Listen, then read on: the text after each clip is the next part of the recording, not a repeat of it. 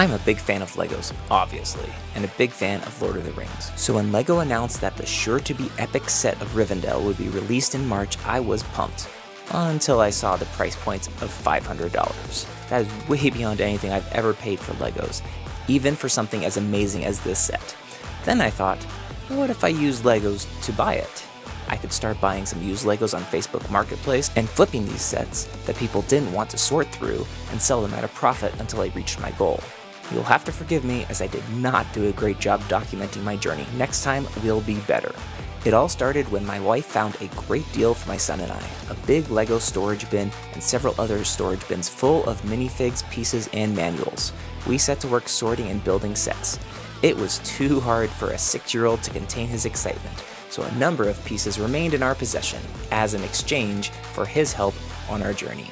We got off to a great start with 3 LEGO movie sets that were already mostly built.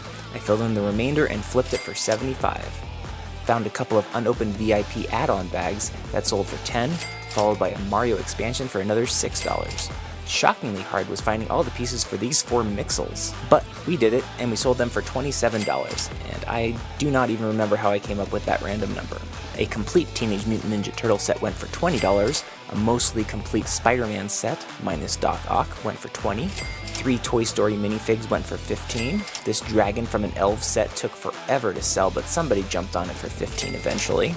A Minecraft crafting box with a bunch of missing pieces took an equally long time, but sold for $20.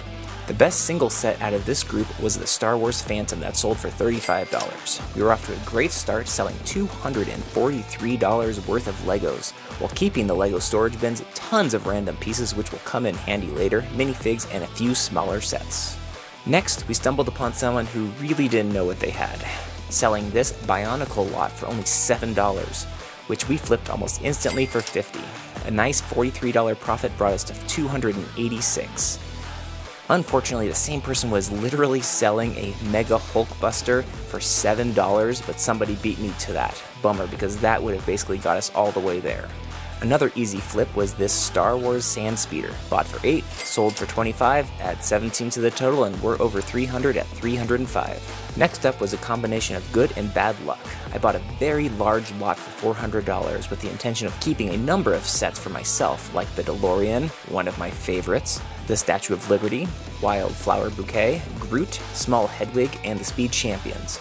I thought all these would be worth about $300 out of the $400, so I budgeted $100 for the remaining sets to flip. However, the seller proved to be very unreliable.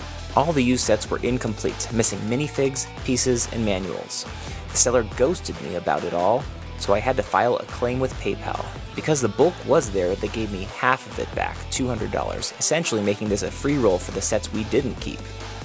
I sold Thor's hammer for $50, Infinity Gauntlet missing some pieces for $20, a nearly complete Star Wars Trench Run and Batman Cowl for $40 each, and an unopened Snowtrooper Battle Pack for $12. All in all, not too bad. We got a bunch of sets for ourselves and profited $162 from the excess. That brought our total up to $467 and oh so close to Rivendell.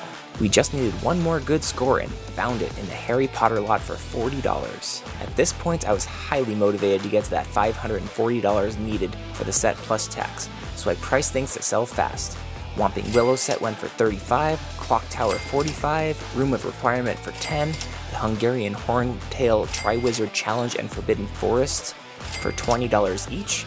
The net profits of this lot brought the grand total up to $557, reaching our goal. Let's pull the trigger. Now all that's left to do is wait. And wait. And wait. Finally, it is here!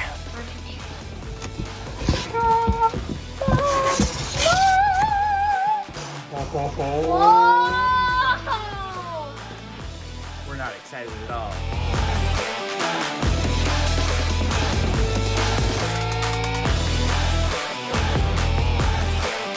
Let's open this bad boy.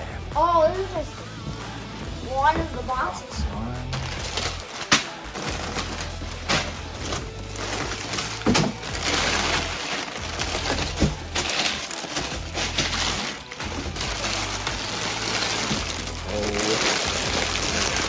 Box 42. It's gonna get at least 42.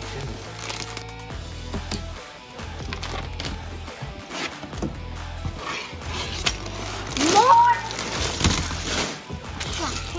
Hey, why did you dump that? Oh, that's cool, dude. Dude! There's more.